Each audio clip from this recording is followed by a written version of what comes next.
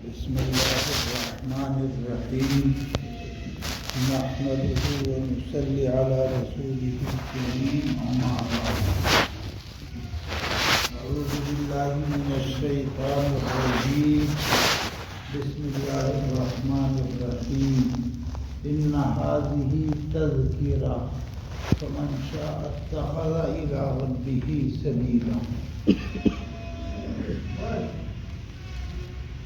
یہ آیت اور اس کے بعد کی آیتیں ہم نے ابھی مولانا صاحب سے سنی تھی اور آپ نے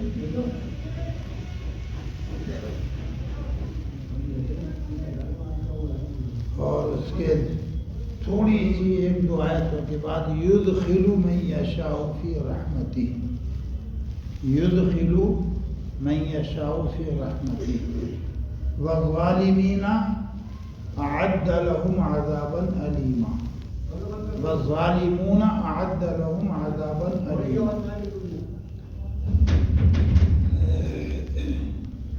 بھائیوں بزرگوں، مجلس کا جو عنوان ہے وہ عام مجلسوں سے ہٹ کر ہے، مختلف ہے.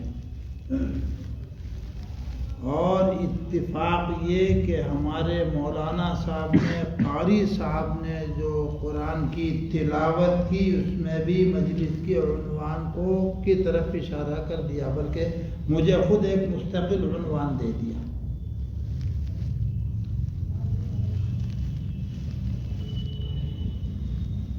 بات شروع کرنے سے پہلے جو مولانا نے دعا تعلیم کی ہے اس کے الفاظ میں تھوڑی سی رد و بدل کر لیں. حضرت عمر رضی اللہ تعالی عنہ کی دعا ہے، بخاری میں، مسلم میں، حدیث کی دوسری کتابوں میں موجود ہے، اور دعا بھی عجیب و غریب ہے، بالکل ماحول سے ہٹ کر عقل کے خلاف دعا ہے. کیا دعا مانگی تھی؟ اللہم ارزقنی شہادتاً فی سبیلک. یہ تو ممکن ہے، اللہ کے راستے میں آدمی گیا، شہید کر دیا گیا، کوئی حرج کی بات نہیں. لیکن اس کے بعد جو اگلا جملہ ہے وَاجْعَلْ مَوْتِي بِبَلَدِ رَسُولِكَ، بلد رسول دار الخلافہ ہے، اور عمر کے نام سے دنیا تھراتی تھی. اس دار الخلافہ میں، کیپٹل میں حضرت عمر کو کوئی آنکھیں اٹھا کے دیکھ لے یہ ناممکن تھا چاہے جائے کہ ان کو وہیں قتل کر دیا جائے. لیکن کیونکہ دعا عند اللہ مقبول ہوئی، اس لیے اللہ تبارک و تعالی شانہ نے ان کی آرزو، ان کی تمنا پوری کر دی. شہادت کی موت بھی نصیب ہوئی، اور مسجد نبوی میں فجر کی نماز پڑھاتے ہوئے محراب میں ان کے خنجر مارا گیا، شہادت بھی نصیب ہوئی. مدینے میں موت ہوئی اور دفن بھی کیے گئے اپنے صاحبین حضرت محمد رسول اللہ اور سیدنا صدیق اکبر رضی اللہ تعالی عنہ کے ساتھ. لیکن عجیب لوگ تھے وہ، کاش ہمیں اس کا کچھ حصہ مل جائے. خنجر مار دیا گیا، ہوش ہے. سب سے پہلے تو تحقیق یہ کی کہ خنجر کس نے مارا. میرے خون سے ہاتھ کس نے رنگے؟ کوئی مسلمان تو نہیں ہے کہ میرا مطالبہ اس کے اوپر ہو، میرا قاتل خنجر مارنے والا. معلوم ہوا کہ ایک نصرانی غلام ہے، عیسائی غلام ہے جس نے خنجر مارا. جب یہ تحقیق ہوئی کہ عیسائی غلام ہے، نصرانی ہے جس نے خنجر مارا ہے، تو اللہ کا شکر ادا کیا کہ یا اللہ کسی مسلمان کے ہاتھ کو میرے خون سے تو نے ملوث نہ کیا، یہ بہت بہت تیرا اس پر شکر ہے. اپنے بیٹے عبداللہ کو بلایا، کہا کہ امی جان عائشہ صدیقہ کے پاس جاؤ اور ان کے سامنے عرضی پیش کرو. کیا عرضی پیش کرو؟ کہ اگر آپ اجازت دے دیں، حجرہ عائشہ کا ہے، مکان عائشہ کا ہے، اگر آپ اجازت دے دیں اپنے حجرے میں، اپنے مکان میں، میرے لیے بھی کہ میری قبر صاحبین کے ساتھ حضرت محمد الرسول اللہ اور سیدنا صدیق اکبر کے ساتھ بنا دی جائے تو بہت اچھا ہوگا۔ امی جان کے سامنے حضرت عمر کی درخواست رکھی، امی جان نے سوچا اور فرمایا کہ وہ جگہ میں نے اپنے لیے رکھی تھی، جو باقی جگہ ہے وہ جگہ میں نے اپنے لیے رکھی تھی، لیکن میں اب اپنے اوپر عمر کو ترجیح دیتی ہوں، یہ جگہ اس کے لیے ہے، اس کو دفن کر دیا جائے۔ ابھی یہی بس نہیں ہوا، جب حضرت عمر رضی اللہ تعالی عنہ کی روح پرواز کرنے کے قریب تھی تو پھر وصیت کی، مجھے غسل دے دو، کفن پہنا دو، نماز پڑھا دو، اور پھر عائشہ صدیقہ رضی اللہ تعالی عنہ سے دوبارہ اجازت لو۔ اگر وہ دوبارہ اجازت دے دیتی ہیں، کیونکہ میری زندگی میں ہو سکتا میری مربت میں انہوں نے اجازت دے دی ہو، میری زندگی میں میری موجودگی میں میرا لحاظ رکھا ہو، لیکن دفن کفن نماز کے بعد جب جنازہ اٹھاؤ تو جنازہ اٹھانے سے پہلے پھر امی جان کے پاس جاؤ، پھر امی جان سے اجازت طلب کرو، اگر وہ اجازت دے دیتی ہیں تو سبحان اللہ مجھے دفن کر دو، ورنہ مسلمانوں کے قبرستان میں مجھے جنت البقیع میں دفن کر دینا۔ اتنی احتیاط کے ساتھ یہ اپنے صاحبین حضرت محمد رسول اللہ اور سیدنا صدیق اکبر کے پہلو میں دفن کیے گئے۔ خیر باتیں اور بھی آ رہی ہے، لیکن میں اس کو یہیں چھوڑ رہا ہوں، وہ موضوع ہی بدل جائے گا اگر یہی رخ چل گیا تھا۔ تو اس دعا کو یاد کر لیجئے، اللہم ارزقنی شہادتا فی سبیلک واجعل موتی ببلد رسولک۔ بڑی سعادت کی بات ہے، لیکن ایک بات بولوں، تین بڑے مولانا مدرسے مظاہر علوم میں ایک ساتھ پڑھتے تھے، مولانا عاشق الہی بلند شہری، مولانا قاری سید صدیق احمد صاحب باندھوی، اور مولانا مفتی محمد وجیہ صاحب رامپوری، جو ہجرت کر کے پڑوسی ملک میں بہت پہلے شروع میں چلے گئے۔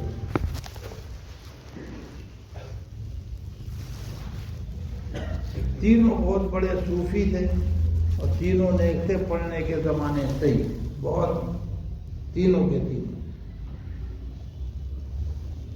حضرت مولانا قاری سید صدیق احمد صاحب نے ایک دن مولانا عاشق الہی صاحب بلند شہری کا تذکرہ کیا کہ ہجرت کر کے مدینے گئے، وہیں زندگی گزاری، وہیں موت ہوئی، وہیں دفن کر دیے گئے جنت البقیع میں۔ فضیلت کی بات ہے، لیکن یہ کچھ کم نہیں ہے۔ جو میں اگلی بات حضرت مولانا ہی کی نقل کر رہا ہوں، یہ کچھ کم نہیں ہے کہ آپ یہاں رہیں ہندوستان میں اور آپ کا دل مدینے سے لگا رہے، جوڑا رہے، وہاں کے لیے بے چین ہے۔ اگر اللہ تعالیٰ نے وہاں موت مقدر نہیں رکھی، وہاں کی نہ موت مقدر نہ وہاں دفن مقدر، لیکن اگر دل مدینے کے ساتھ جڑا ہوا ہے تو وہ فضیلت انشاءاللہ یہاں دفن ہونے میں بھی حاصل ہو جائے گی۔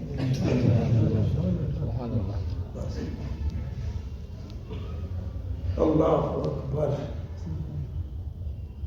آج کی مجلس میں نے ابھی عرض کیا تھا کچھ الگ ہے، دو چیزیں ہیں، ایک تو انشاءاللہ ذکر کا رنگ ڈھنگ کیسے کرنا چاہیے، کتنا کرنا چاہیے، کیا، یہ آخر میں۔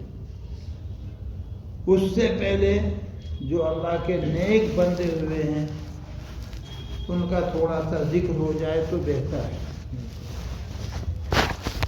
اور اللہ کے نیک بندوں کی کا فائدہ وہ ہمارے سامنے آ جائے تو اچھا ہوگا۔ بہت ساری چیزیں ہیں۔ قدیم زمانے میں بہت بڑے عالم، بہت بڑے عالم، اعلیٰ درجے کے فلسفی، اعلیٰ درجے کے فقیہ و محدث و مفسر امام فخر الدین رازی رحمۃ اللہ علیہ 18 سال تک علم سیکھا۔ کتنے دن تک؟ 18 سال تک۔ اور نیرا علم کافی نہیں۔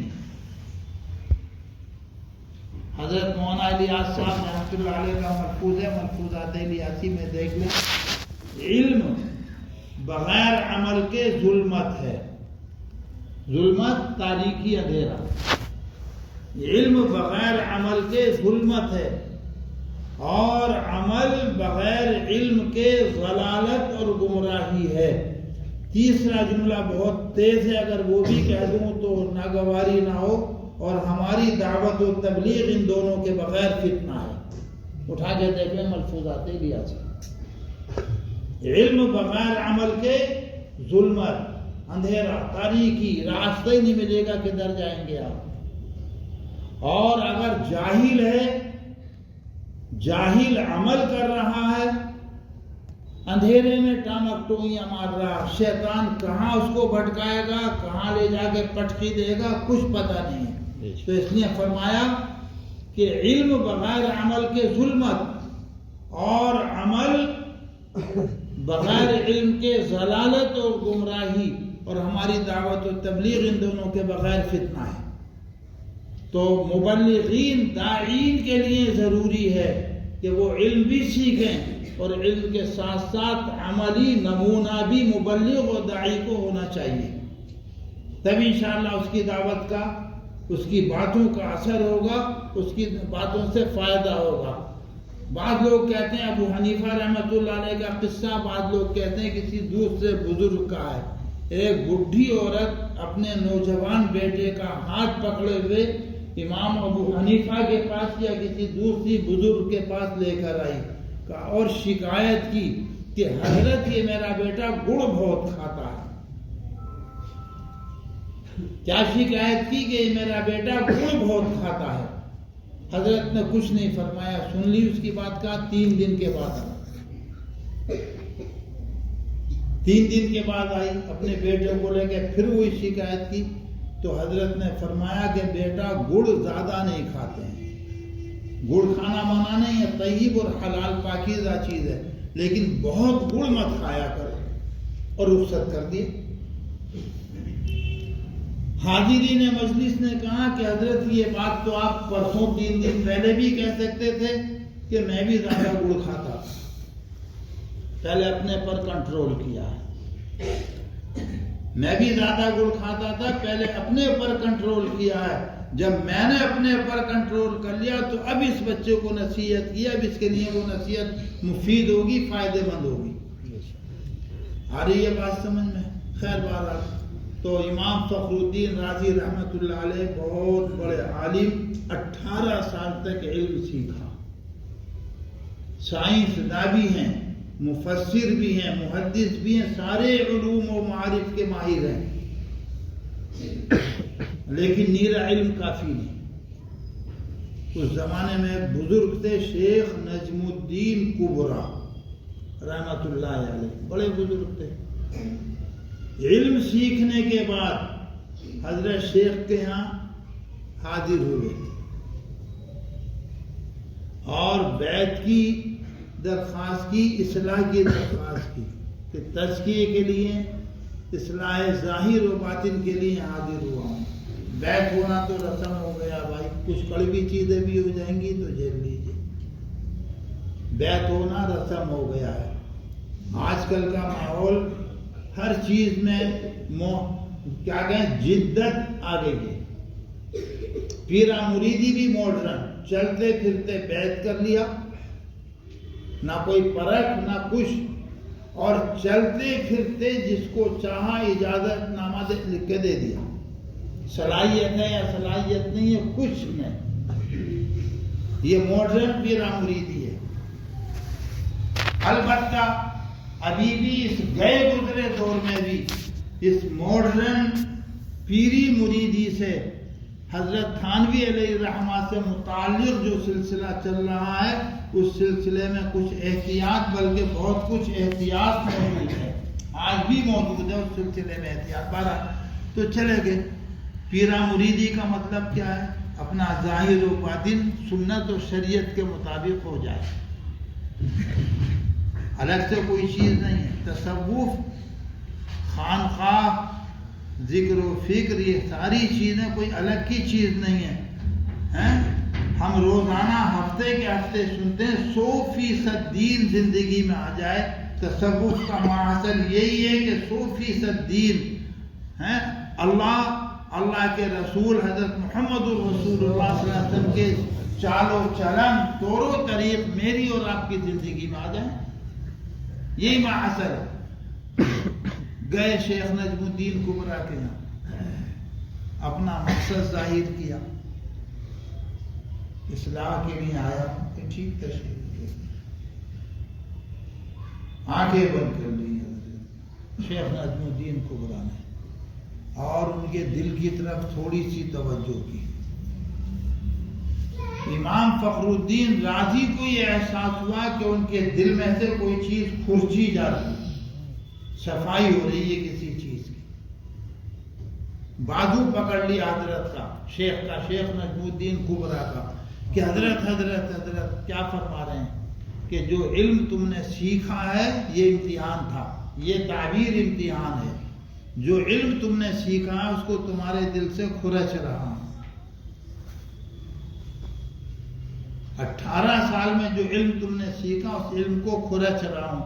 علم نہیں کھرچا جاتا، علم کے ساتھ ساتھ جو زنگ لگی ہوئی تھی اس زنگ کو کھرچ رہے تھے، لیکن امتحان تھا کہ جو علم تم نے سیکھا اس کو کھرچ رہا ہوں۔ کیا حضرت مجھے ایسی پیرا مریدی نہیں چاہیے؟ 18 سال میں نے محنت کی ہے اور آپ 18 سال کے علم کو کھرچ کر پھینک دو گے، مجھے نہیں چاہیے۔ اٹھ کے آگے اتنی سی دیر بیٹھے، اتنی سی، جتنی دیر آنکھیں بند کر کے دل کو جھانکا، بازو پکڑ کے ہلا دیا اور بیٹھ کے آگے۔ میرے بھائیو، زندگی موت کا مالک کون؟ اللہ۔ قدرتی اتفاق یہ کہ شیخ سے پہلے امام فخر الدین کی موت پہلے مقدر تھی، ان کی موت کا وقت آ گیا۔ فلسفی، سائنسداں اعلیٰ درجے کا، بہت بڑا عالم۔ ہر ایک آدمی کے پاس موت کے وقت شیطان آتا ہے، اب بھی ہے میرے آپ کے ساتھ، اور آخری دم تک یہ شیطان ہمارا، آپ کا، اللہ والوں کا کسی کا پیچھا نہیں چھوڑتا۔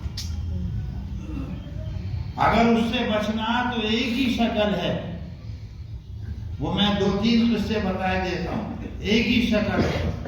کیا شکل ہے؟ ایک خاتون حضرت قاری طیب صاحب رحمۃ اللہ علیہ سے جڑی ہوئی، حضرت محتمین صاحب تعلیم دیوبند، ان سے جڑی ہوئی، ان کی مرید، اخیر وقت ہے، شیطان اس خاتون کے پاس بھی آ گیا، اس کو بہکا رہا ہے، توحید کے سلسلے میں اس سے گفتگو کر رہا۔ خاتون کا ایک ہی جواب، تو جانتا نہیں میں قاری طیب صاحب سے بیٹھ ہوں، تو جانتا نہیں میں قاری طیب صاحب کی مرید ہوں۔ یہی جواب دیتے دیتے شیطان بھاگا، یہ کہتی رہی بدستور، اور کلمہ پڑا، اس کے ساتھ ساتھ دنیا سے رخصت ہو گئی۔ بہت بڑے حضرت امام احمد ابن حنبل رحمۃ اللہ علیہ، اخیر وقت سکرات کا عالم، اس سکرات کے عالم میں فرما رہے ہیں کہ ابھی نہیں۔ ہوش آیا، محمد ابن احمد نے، ان کے بیٹی نے پوچھا کہ ابا ہم نے تو آپ سے کوئی سوال نہیں کیا اور آپ فرما رہے ہیں ابھی نہیں، کیا ہے یہ؟ جواب دینا چاہتے ہیں کہ پھر غشی طاری ہو گئی، اور پھر وہی بات ابھی نہیں۔ ہوش آیا، بیٹے نے پھر سوال کیا، ابھی بھی جواب نہیں دے سکے۔ تیسری بار غشی طاری ہوئی، پھر ہوش آیا، اور لمبا ہوش رہا تو فرمایا کہ شیطان میرے سرہانے بیٹھا ہے، شیطان میرے سرہانے بیٹھا ہے اور مجھ سے کہہ رہا ہے کہ احمد ابن حنبل تو جو اپنے ایمان کو سلامت لے کر جا رہا ہے، تو میں اس کو جواب دے رہا ہوں کہ ابھی نہیں، ابھی جان باقی ہے۔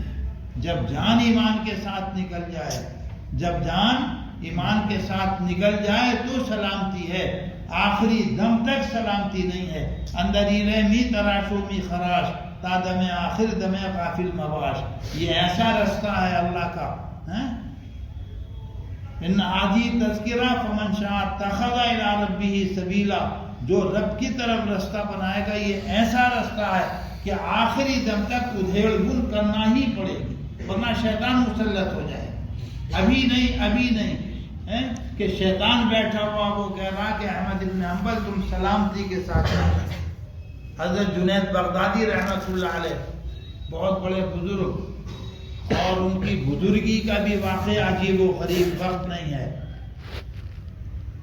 نماز کے لیے مسجد تشریف لے جاتے تھے، گزرتے ایک دروازے پر ایک خاتون 5 وقت کھڑی ہوئی ملتی اور یہ سوال کرتی کہ جنید تیری داڑھی اچھی ہے، میرے بیل کی پونچھ اچھی؟ کوئی جواب نہیں دیا۔ 40 سال تک یہ سوال سنا، 40 سال تک کوئی جواب نہیں دیا، کوئی جواب نہیں دیا۔ تیری داڑھی اچھی ہے، میرے بیل کی پونچھ اچھی؟ انتقال ہوا، سوال سننے 40 سال سے کوئی جواب نہیں۔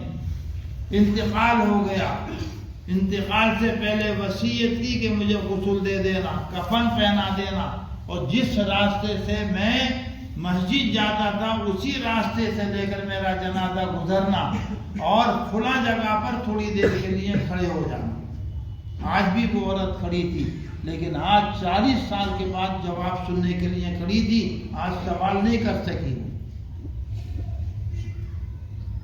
عاشق کا جنازہ ہے، 40 سال تک گالی سنی ہے کہ تیری داڑھی اچھی ہے، میرے بیل کی پونچھ اچھی، جواب نہیں دیا خدا کے خوف کی وجہ سے۔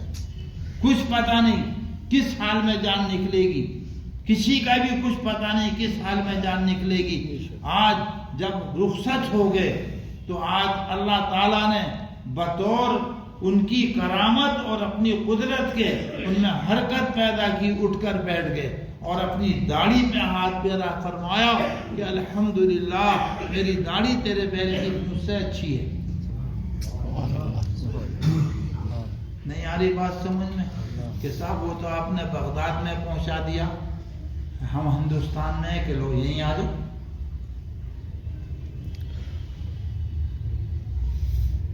خواجہ قطب الدین بختیار کاکی رحمت اللہ علیہ، سب جانتے ہو، مہرولی، اور ماشاءاللہ 2 جگہیں میری معلومات کے اعتبار سے ایسی ہیں جہاں کوئی شور شر اور کوئی خرافات نہیں ہوتی، ایک تو سرہند میں اور ایک خواجہ صاحب کے یہاں، شانت ماحول، جاؤ فاتحہ پڑھو، ذکر فکر کرو، مراقبہ کرو، ذکر کرو، آ جاؤ، اور ایک وہاں سرہند میں۔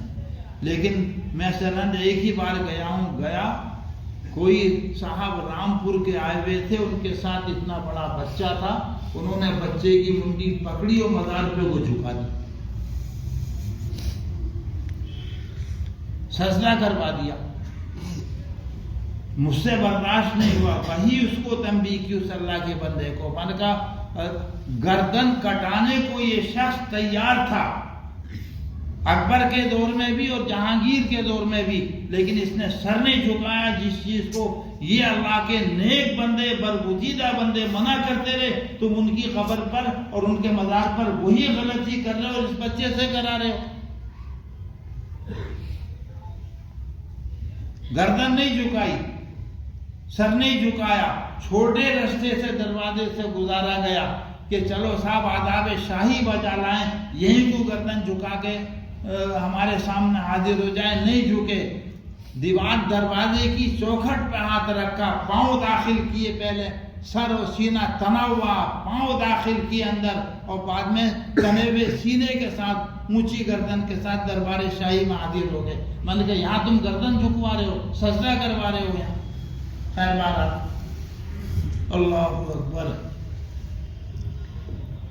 خواجہ قطب الدین بختیار کاکی رحمۃ اللہ علیہ کے مرید ہیں بابا فرید گنج شکر، شاگرد بھی ہیں۔ یہ سب بڑے بڑے عالم ہیں، کوئی جاہل نہیں ہے ان میں سے جن کا نام لے رہے ہیں، کوئی جاہل بزرگ نہیں بنا ہے، نہ بنے گا۔ علاوہ ایک بزرگ ملتے ہیں عبدالعزیز دباغ، وہ امی تھے، جاہل نہیں تھے۔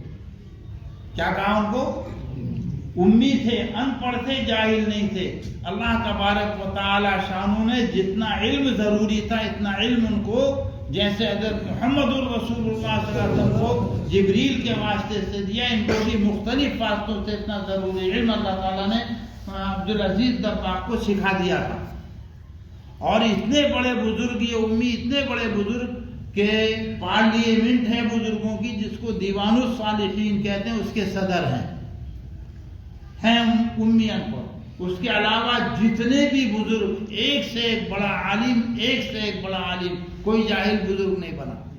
تو بہت بڑے عالم وہ بھی اور بہت بڑے عالم یہ بھی۔ کسی ضرورت سے قطب صاحب نے بابا فرید کو دہلی بھیجا، کسی ضرورت سے قطب صاحب نے بابا فرید کو دہلی بھیجا۔ صحبت ہے، پیر مرید ہیں، حضرت کی صحبت میں رہتے ہیں، آئے دہلی۔ جتنی دیر کا کام تھا اس سے بہت زیادہ دیر دہلی سے واپس ہونے میں لگ گئی۔ حضرت نے پوچھ لیا کہاں تھے، کیوں اتنی دیر ہو گئی، جلدی آنا تھا تمہیں؟ ڈانٹ ڈپٹ تنبیہ سنتے رہے۔ اس کے بعد کہا کہ حضرت دہلی میں ایک بزرگ آئے ہیں، کہ پھر کہ ان کے بارے میں یہ مشہور ہے کہ جو ان کی زیارت کر لے گا اس کی بخشش و نجات ہو جائے گی، جنتی ہے وہ۔ جو ان بزرگ کی زیارت کر لے جنتی۔ قطب صاحب نے کہا اچھا کیا تم ان کی زیارت و دیدار کر کے آئے ہو؟ کہ حضرت جو ان کو دیکھنے جا رہے تھے ان کی صورت بھی نہیں دیکھی، مسجد کے کونے میں چھپ کے بیٹھ گیا۔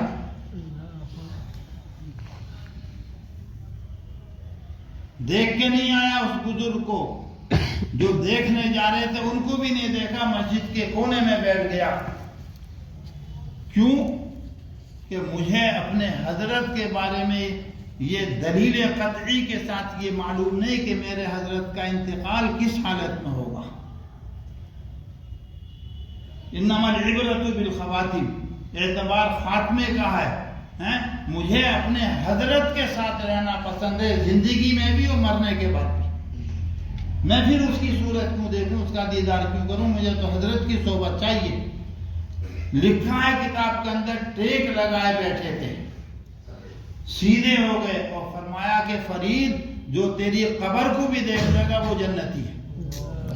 یہ انعام ملا نخد، جو تیری قبر کو بھی دیکھ لے گا وہ جنتی ہے۔ چنانچہ مشہور یہ ہے اور ہے بھی ایسے ہی، ہر ایک کو بابا فرید کی قبر جنگل میں تلاش کرنے کے باوجود نہیں ملتی، جو مقدر والے ہیں انہیں کو مل جاتی، اچانک مل جاتی، ورنہ جنگل میں سر پھوڑتے رہو، تلاش کرتے رہو، مزاری قریب نہیں دیکھنے کو ملتا۔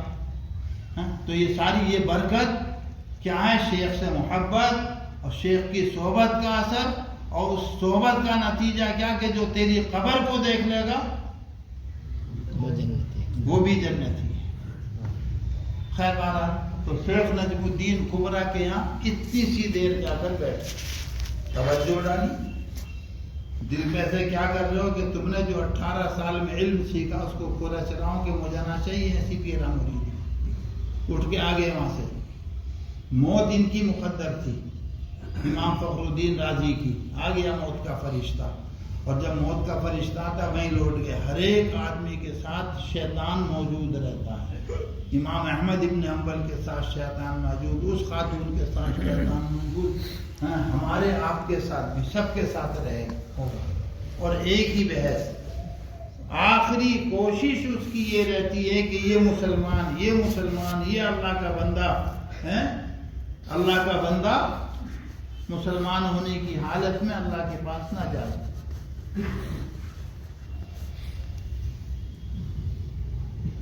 قسم کھا کے آیا ہے 23ویں پارے میں مختلف جگہ ذکر کیا اللہ تعالیٰ نے، کیا قسم کھائی ہے؟ بعزتی کا لأغوینہم اجمعین، اے اللہ تیری عزت و تیرے جلال کی قسم، اس آدم کے بچے کو جس کی وجہ سے مجھے جنت سے نکلنا پڑا ہے، میں اس آدم کے بچے کو گمراہ کر کے رہوں گا، بہکا کر رہوں گا، اس کے آخری دم تک اس کا پیچھا نہیں چھوڑوں گا۔ سکرات کا عالم امام فخر الدین رازی کا توحید کا مسئلہ چھیڑ دیا، اللہ کتنے ہیں۔ امام فخر الدین رازی نے کہا کہ اللہ ایک ہے، کہ دلیل پیش کرو۔ امام فخر الدین رازی نے دلیل دی۔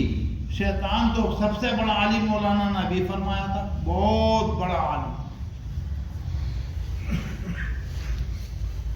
دلیل کاٹ دی شیطان نے۔ دوسری دلیل پیش کی کہ اللہ ایک ہے، وہ دلیل بھی کاٹ دی۔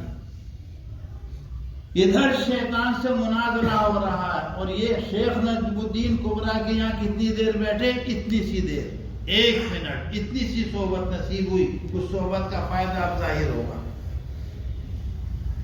یہ اس زمانے میں گڑیاں نہیں تھی، نہ واکی ٹاکی تھی، نہ ٹیلی فون تھا، نہ ٹی وی تھی، اور نہ ٹی وی تھی نہ ٹی وی تھی۔ ان سب چیزوں سے وہ زمانہ پاک تھا۔ ادھر ماں شیطان سے مناظرہ ہو رہا ہے، اور ادھر حضرت وضو کرنے کے لیے بیٹھے ہیں شیخ نجم الدین کبریٰ، خادم ہاتھوں پہ پانی ڈال رہا، 1 لوٹا پانی، 2 لوٹے پانی، 3 لوٹے پانی، ہاتھ ہی نہیں دھلے، آگے کا وضو تو بہت دیر لگے گی، ہاتھ دھوئے جانے ہیں۔ جلال آیا، خادم کے ہاتھ میں سے لوٹا چھینا اور بہت زور سے دیوار پہ پھینک کے مارا، اور کہا کہہ کیوں نہیں دیتا کہ میں اللہ کو ماننے کے لیے کسی دلیل کا پابند و محتاج نہیں ہوں، بغیر دلیل کے اللہ کو میں ایک مانتا ہوں۔ سبحان اللہ۔ یہ اتنی مضبوط دلیل ہے کہ اس دلیل کو کاٹ ہی نہیں سکتا۔ مجھے اللہ کو ایک ماننے کے لیے کسی دلیل کی ضرورت نہیں، میں کسی دلیل کا پابند نہیں، کسی قانون کا پابند نہیں، میں اللہ تبارک و تعالی شانہ کو بغیر دلیل کے ایک مانتا ہوں۔ زبان سے یہ کلمہ نکلا، اتنی دیر بیٹھنے کی برکت، زبان سے یہ کلمہ نکلا، شیطان دم دبا کے بھاگا، اور لا الہ الا اللہ محمد رسول اللہ زبان پر جاری ہوا، دنیا سے رخصت۔ آ رہی ہے بات سمجھ میں؟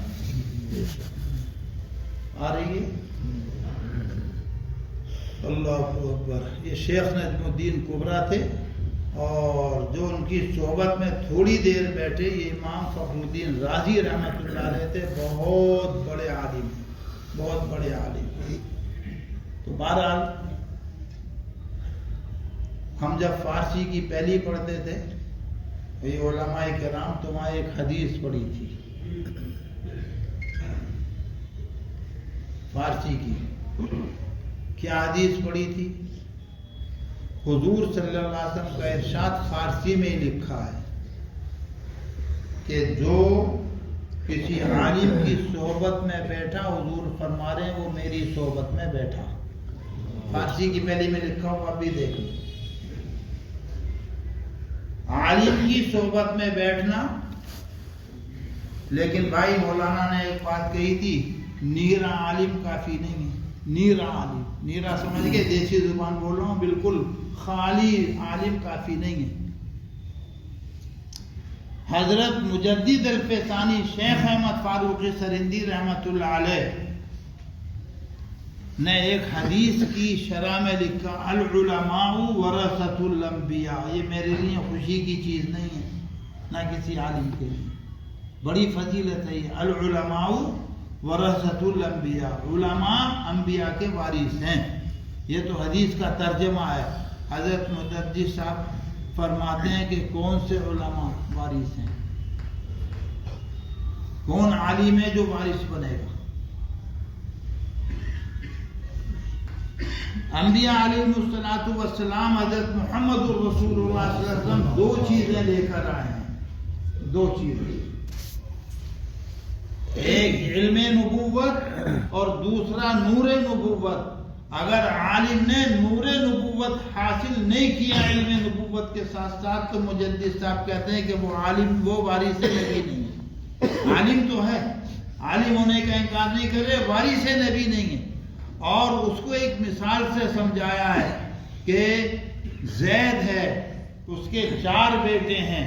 زید کا انتقال ہو گیا، مالدار تھا، اس نے دکانیں بھی چھوڑی، مکان بھی چھوڑے، کپڑے بھی چھوڑے، جنگل کی زمین بھی چھوڑی، بہت کچھ چھوڑا اور کچھ لوگوں کا قرض بھی چھوڑا.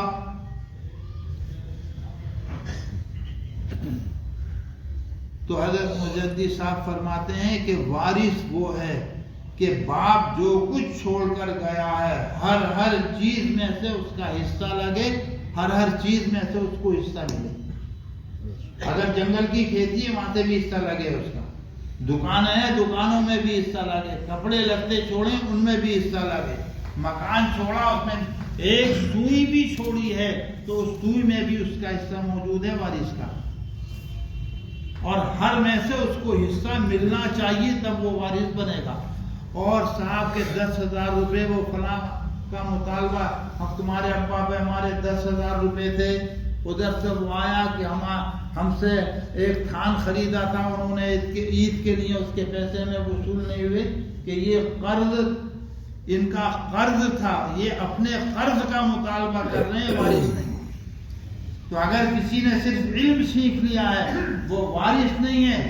اس کا جو حق تھا اپنا حق اس نے تھوڑا بہت لے لیا، اس سے اس کو فائدہ ہو نہ ہو وہ جانے. بہرحال تو علماء کون ہیں؟ وارث کس کو کہا جائے گا؟ علم نبوت اور نور نبوت سے اس کو حصہ ملا.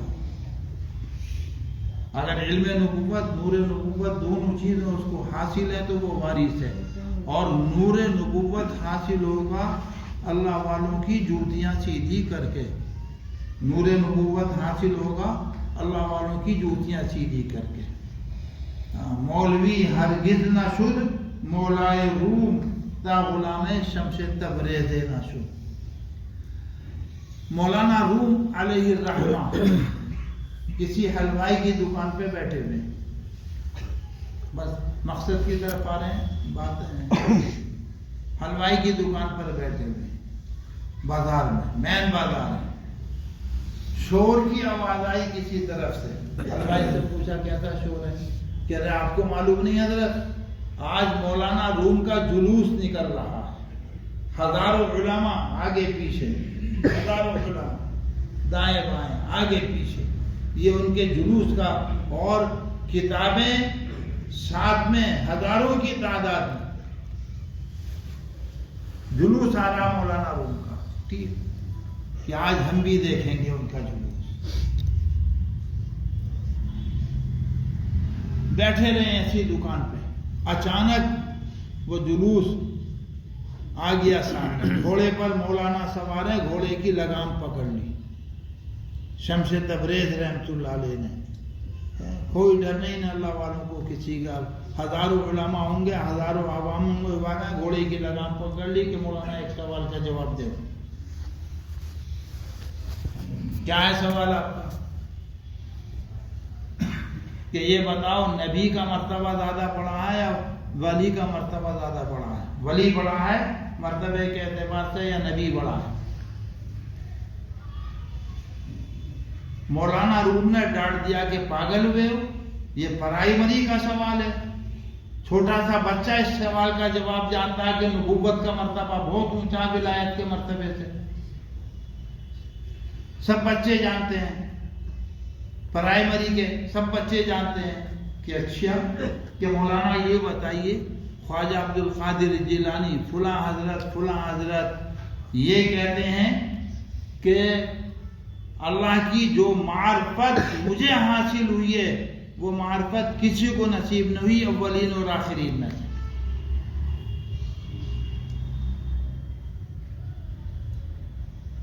اور حضرت محمد الرسول اللہ صلی اللہ علیہ وسلم فرماتے ہیں ما عرفنا کا حق معرفتک، اے اللہ جو تیری معرفت کا حق ہے وہ میں حق ادا نہ کر سکا. وہ کہہ رہے ہیں کہ ساری دنیا سے زیادہ معرفت مجھے حاصل، اور محمد الرسول اللہ صلی اللہ علیہ وسلم فرما رہے ہیں کہ حق معرفت میں ادا نہ کر سکا۔ بتائیے کس کا مرتبہ بڑا ہے؟ مولانا لکھا ہے کتابوں کے اندر، مولانا روم کے بدن پر لرزہ طاری ہو گیا، کپ کپا گئے، سنبھالا اپنا آپ کو اور ہوش میں آ گئے۔ اس سوال نے، اگلے سوال نے ان کو ہوش دلا دیا، کپ کپا دیا، ہوش میں آ گئے اور کہا کہ بھائی نبی کا ظرف بڑا ہوتا ہے، اس لیے حلمی مزید اور چاہیے اور چاہیے اور چاہیے، اور ولی جتنا بڑا ہوتا ہے اس کا ظرف بھی اتنا ہی بڑا ہوتا ہے۔ کٹورا ہے، کٹورے میں دودھ بھر گیا تو کہے گا کہ صاحب بس اب بھر گیا، اور نبی کا جو ظرف ہے وہ ایسا ہی اتنا ہی بڑا ہے جتنا بڑا نبی کا مقام ہے، اس لیے نبی وہی کہے گا معرفنا کا حق معرفتی۔ جب مولانا روم نے یہ جواب دیا ہے تو یہ بھی بے ہوش ہو گئے، وہیں گر گئے اس جواب پر۔ کون؟ شمس تبریز۔ مولانا نے کہا اٹھاؤ مدرسے پہنچا دو۔ ابھی تک وہ مدرسہ تھا لیکن اب وہ خانقاہ بنے گا۔ مولانا روم کے شمس تبریز کے ساتھ رہنے لگے، مطالعہ، کتابیں، علم، طلباء کے اوپر محنت، ساری چیزیں۔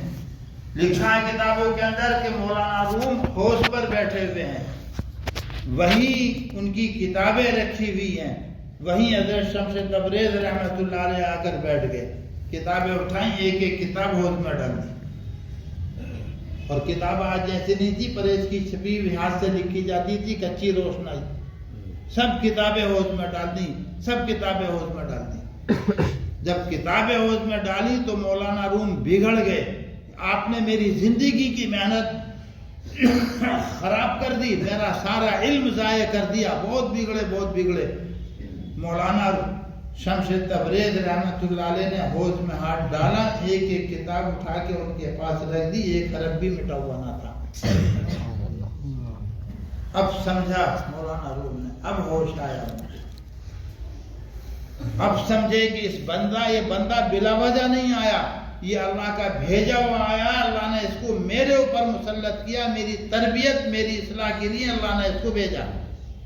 اب شمس تبریز سے رابطہ کیا، اب تعلقات ہوئے، اب اس طرف قدم رکھا، اور جب اس طرف قدم رکھا تو کیا کہتے ہیں، لمبی چوڑی ہے چیزیں خود بخود چیزیں نہ شد۔ ہمارے لیے بھی ہے، کوئی چیز خود بخود چیز نہیں ہوتی ہے، گھڑی خود بخود گھڑی نہیں بنی، کرسی خود بخود کرسی نہیں بن گئی، ہے چیزیں خود بخود چیزیں نہ شد، ہیش آہن خود بخود تیغے نہ شد، کوئی لوہا خود بخود تلوار نہیں بنتا، ہیچ حلوائی نہ شد استاد کار، کوئی حلوائی اپنے فن کا میٹھا بنانے کا ماہر نہیں بنتا، ہیچ حلوائی نہ شد استاد کار، تاکہ شاگرد شکر ریزے نہ شد، جب تک کہ کسی کے یہاں کھانڈ نہ کوٹے، بورا نہ کوٹے، اس کو چھاننے کی مشق نہ کرے، اس وقت تک وہ کچھ نہیں ہوتا۔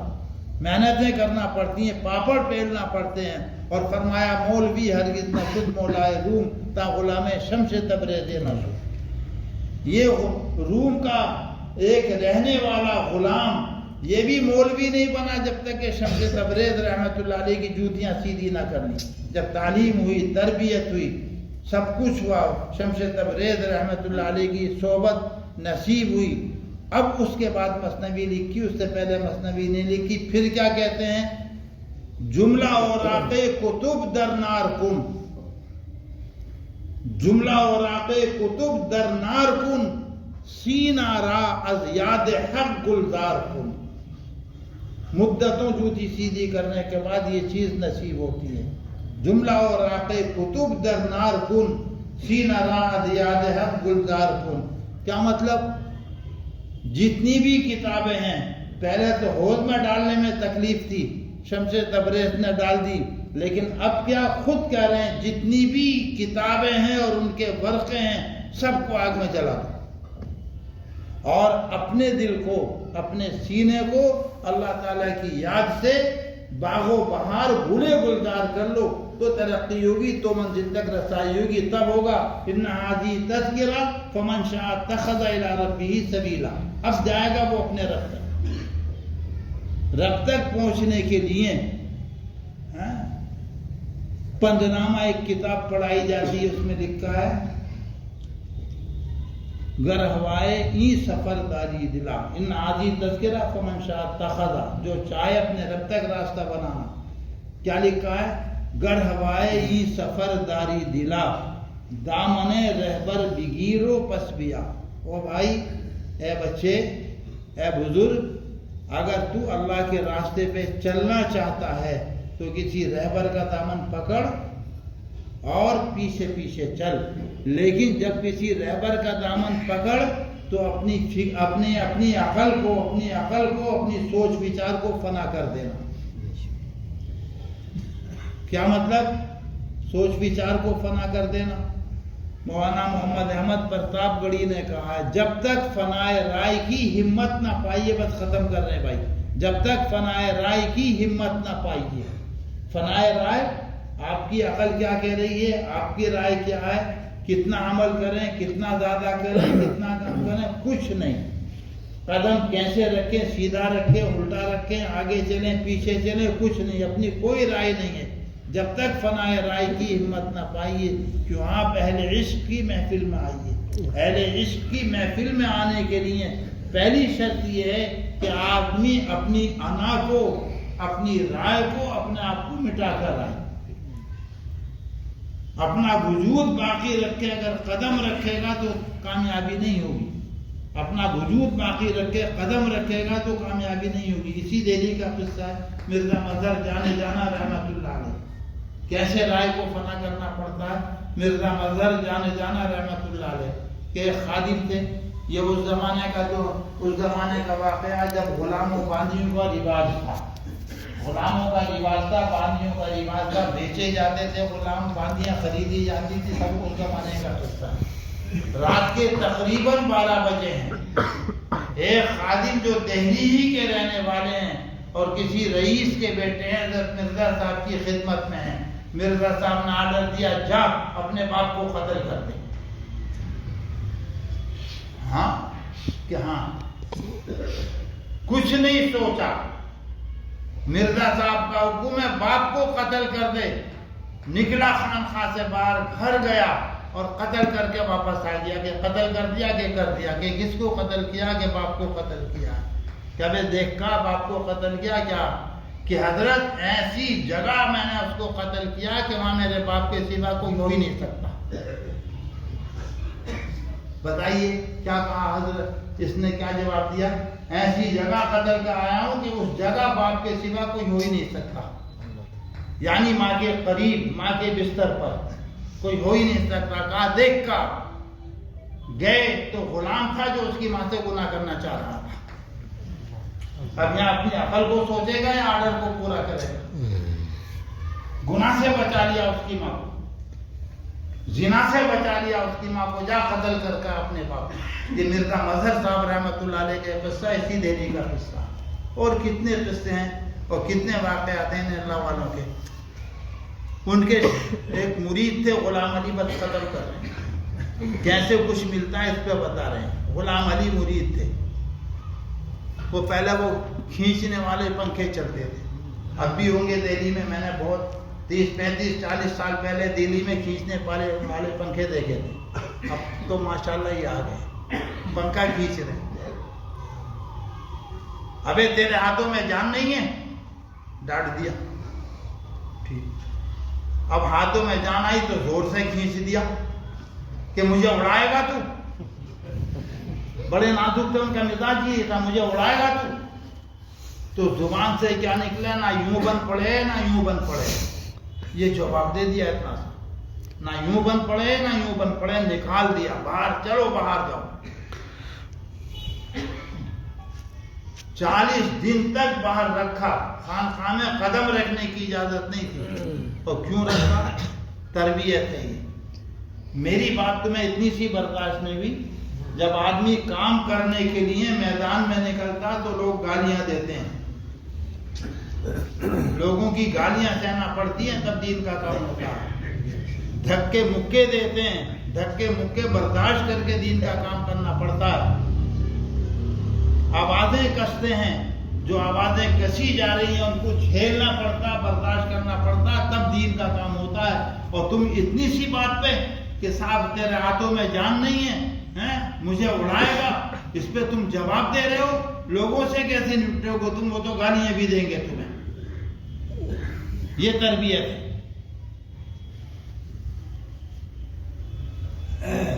حضرت شاہ نظام الدین دہلوی رحمۃ اللہ علیہ بابا فرید کے یہاں پاک پٹن چلے گئے. دہلی میں بابا فرید الدین کے ایک بھائی اور تھے, خواجہ علاء الدین صاحب, بڑے عالم تھے وہ بھی. شیخ شہاب الدین سہروردی کی کوئی کتاب پڑھاتے تھے. کون؟ علاء الدین صاحب, شیخ علاء الدین صاحب. کتاب ان سے پڑھ لی تھی. بابا فرید کے یہاں گئے, بابا فرید کے یہاں جا کے بھی وہ کتاب پڑھی. پہلے ہم نے بتایا کتابیں ہاتھوں سے لکھی جاتی تھی, کتاب پرانی تھی. کہیں بابا فرید کی نظروں میں جو وہاں لکھا ہوا تھا وہ نہیں آ رہا تھا. کیا پڑھیں؟ شاہ نظام الدین نے لقمہ دے دیا کہ یہاں یہ لکھا ہے. اس لقمہ دینے پر باہر نکال دیا کہ جلد باز ہو تم, ہمیں غور و فکر نہیں کرنے دی تم نے, کیوں بولے جلد باز ہو تم؟ اس جلد بازی کے نتیجے میں باہر نکال دیا. 1 مہینہ باہر رکھا. شیخ ناراض. شاہ نظام الدین دہلوی رحمۃ اللہ علیہ فرماتے ہیں کہ وہ 1 مہینہ میرے لیے زندگی اور موت کی کشمکش کا مہینہ تھا. کتنی دفعہ پہاڑ کی چوٹی پہ چڑھا, خودکشی کا ارادہ کیا, لیکن میں نے رک گیا. خودکشی کا ارادہ کیا, گرا لوں پہاڑ سے اور مر جاؤں, یہ ارادہ کیا, لیکن اپنے آپ کو روک لیا. میرے بھائیوں, یہ سب کچھ تربیت کے لیے جوتی سیدھی کرنا پڑتی ہے اور سب کچھ جھیلنا پڑتا ہے, اپنی رائے کو فنا کرنا پڑتا ہے. یہ اللہ والے تھے, ان کے کچھ واقعے, کچھ چیزیں آپ کے سامنے آ گئی ہیں بالکل غیر مرتب. کوئی ترتیب نہیں ہے آج کی بات میں, بالکل غیر مرتب. یہ اللہ والوں کی کچھ باتیں, کچھ چیزیں سامنے آ گئی ہیں. اور بس اب ختم کر رہے ہیں, دوسری طرف چلیں گے. اتنا ایک مشورہ دے دیں, احب الصالحین ولست منہم. یہ اللہ والے جن کا تذکرہ کیا ہے, احب الصالحین ولست منہم, میں ان اللہ والوں سے, نیک لوگوں سے, یہ سب نیک لوگ بیٹھے ہیں علماء کرام, احب الصالحین, میں ان لوگوں سے محبت کرتا ہوں. ولست منہم, میں خود ان میں سے نہیں ہوں. اس محبت کا فائدہ کیا ہوگا؟ لعل اللہ یرزقنی صلاحا, اللہ تعالیٰ میرے اندر بھی نیکی پیدا کر دے گا. تو نیکوں سے محبت انشاءاللہ نیکی اپنی طبیعت کے اندر آنے کا سبب بنے گی. اور علم تکونوا منہم فتشبہوا, اگر تم اچھوں میں سے نہیں ہو, نیکوں میں سے نہیں ہو, تو ان کی مشابہت اختیار کرو. مشابہت سمجھ کے ان جیسی صورت بنا دو. ایک مسخرہ نوجوان کا حدیث میں آتا ہے, صورت بنا, اللہ شریف میں پورا کروں گا, بات ختم کر رہا ہوں. ایک بہت بڑے محدث ہیں, امام بخاری کے استاد یحییٰ ابن اقسم رحمۃ اللہ علیہ, انتقال ہو گیا. اللہ کے حضور پیشی ہوئی, بڑا عتاب ہو رہا, یہ گردن جھکائے کھڑے. کافی عتاب ہو گیا تو کہا کہ یا اللہ, میں نے ایک حدیث پڑھی تھی, تیرے حبیب کا کلام, اپنی پوری سند بیان کی, اور میں نے اس سند کے ساتھ یہ حدیث پڑھی تھی, تیرے حبیب کا کلام ہے, ان اللہ یستحیی من ذی شیبۃ المسلم, اللہ بوڑھے مسلمان سے شرماتا ہے, اور میں بوڑھا ہوں اور میرے ساتھ یہ عتاب. تو اللہ کی رحمت کو جوش آیا کہ یحییٰ ابن اقسم, تمہارے جو استاد ہیں فلاں جن کا تم نے نام لیا, وہ ثقہ معتبر ہیں. ان کے جو استاد ہیں وہ بھی ثقہ معتبر ہیں. عبداللہ ابن عباس جو نبی صلی اللہ علیہ وسلم کے چچا داد بھائی ہیں, وہ بھی معتبر ہیں. اور یہ واقعی ہمارے حضور کا, ہمارے حبیب کا کلام ہے. تمہارے پاس کچھ نہیں ہے, لیکن جاؤ, ہم نے تمہاری داڑھی کا یاد رکھا, بخش دیا. لیکن ابھی نہیں, ابھی مت کہیں کہ یہ تو واقعی سچا مچا ایک مسخرہ نوجوان, مسخرہ. زندگی موت اللہ کے قبضے میں، اس کی موت آ گئی. صورت بنانے سے کتنا فائدہ ہوتا ہے صورت پر یہ بتا رہا ہوں قصہ. مسخرہ نوجوان، زندگی موت اللہ کے قبضے میں، اس کی موت آ گئی. موت سے پہلے اس نے وصیت کی کہ جب میں مر جاؤں تو غسل دے دو، کفن پہنا دو اور میری داڑھی کو چونا لگا دو، سفید کر دو میری داڑھی بس. چنانچہ داڑھی کو چونا لگا دیا، دفن کر دیا. اللہ کے حضور پیشی ہوئی کہ بھئی یہ کیا کیا تو نے؟ کہ اللہ زندگی موت تیرے قبضے میں تھی، تو نے جوانی میں موت دے دی مجھے. بڑھاپے تک جانا میرے قبضے میں نہیں تھا کہ میری داڑھی سفید ہو جاتی، تو میں نے بڈھوں کی صورت بنا لی، بڈھوں کے ساتھ مشابہت اختیار کر لی میں نے. کچھ نہیں کر سکا، کوئی عمل نہیں ہے، کچھ نہیں ہے میرے پاس علاوہ اس کے کہ جو بزرگ لوگ ہیں سفید داڑھی والے ان کی صورت بنا کر آیا ہوں. لکھا ہے کہ اللہ تبارک و تعالی شانہ نے اس جوان کی بھی بخشش فرما دی. کیا کہا؟ اِلَّمْ تَكُونُوا مِنْهُمْ فَتَشَبَّهُوا، اگر تم اچھوں میں سے نہیں ہو تو ان کی صورت بنا لو. إِنَّ التَّشَبُّهَ بِالْكِرَامِ فَلَاحٌ، اچھے لوگوں کی صورت بنانا یہ بھی کامیابی ہوتی ہے. اللہ تعالیٰ مجھے آپ کو سب کو جو میں نے کہا مجھے بھی اور جو آپ نے سنا آپ کو بھی عمل کی توفیق دے، اور اپنی اپنی پسند کے مطابق کسی اللہ کے نیک بندے سے رابطہ جوڑ لو. یہ اپنی اپنی پسند میں نے جان بوجھ کے کہا، کسی چیز کو کسی کے اوپر تھوپا نہیں جاتا. یہ زندگی کا سودا ہے. اپنی اپنی پسند کے مطابق انتخاب کرو، انتخاب کرنے کے بعد کسی سے جڑ جاؤ، اپنے آپ کو کسی بندھن سے باندھ لو.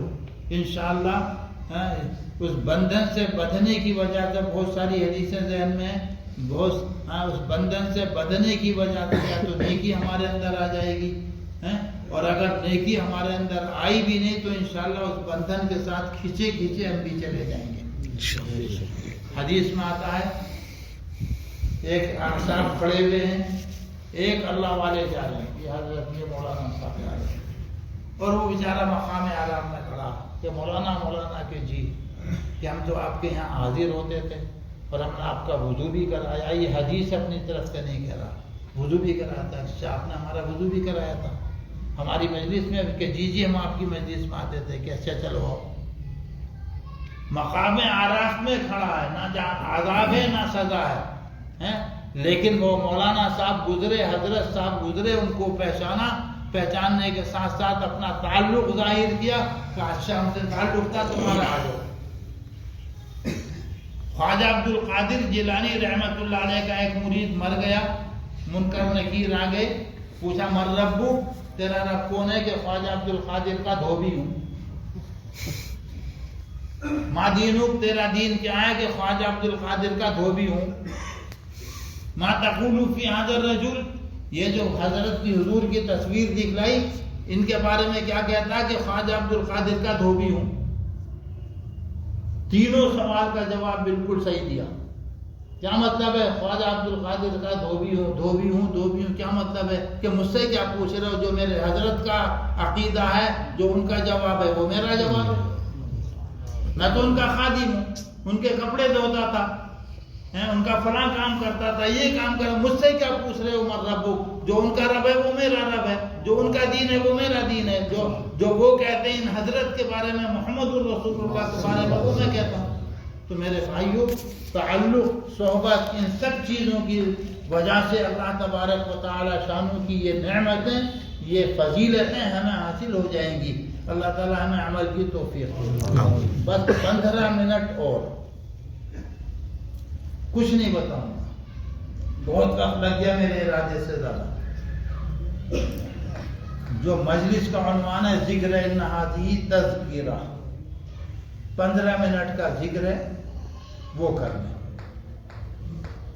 ذکر کی بہت ساری صورتیں ہیں، جہری بھی ہوتا ہے زبان سے اور دل میں بھی ہوتا ہے، لیکن چپکے کے دل ذکر کو حضرت تھانوی علیہ رحمہ کہتے ہیں کہ یہ مبتدیوں کے لیے، جو شروع ہیں ان کے لیے بہتر نہیں ہے، ان کو کام چور بنانا ہے. شروع میں تو ریاضت ہے، مجاہد ہے، کرائے جاتے ہیں، اور جب ریاضت و مجاہدوں سے ہاتھ پاؤں دل زبان ہمارا بدن مانوس ہو جائے تو اب مراقبات شغل اور دوسری چیزیں بتائی جاتی ہیں۔ شروع میں ہی اگر ذکر سرری کی عادت ہے تو آنکھیں بند کرے گا، آنکھیں بند کر کے سو جائے گا، اور سونے کو بھی کہتے ہیں کہ وہ بس یہی ذکر، خیر بہرحال ہم اس کو نہیں کہہ رہے، بہت سارے طریقے، بالکل کچھ بھی میں سوچ فکر یہ بھی ذکر ہے، یتفکرون فی خلق السماوات والارض، اور یذکرون اللہ قیاما وقعودا وعلی جنوبہم، یا ایھا الذین آمنوا اذکروا اللہ ذکرا کثیرا، اللہ کو یاد کرو، خوب یاد کرو، فاذکرونی اذکرکم، تم مجھے یاد کرو میں تمہیں یاد کروں گا، یہ ساری چیزیں ہیں۔ تو یہ ذکر اگر دیکھیں گے لغت میں تو ذکر کے معنی آتے ہیں زبان سے کسی چیز کو کا تذکرہ کرنا، زبان سے یاد کرنا، اللہ اللہ کہنا، لا الہ الا اللہ کہنا، کچھ بھی کہنا۔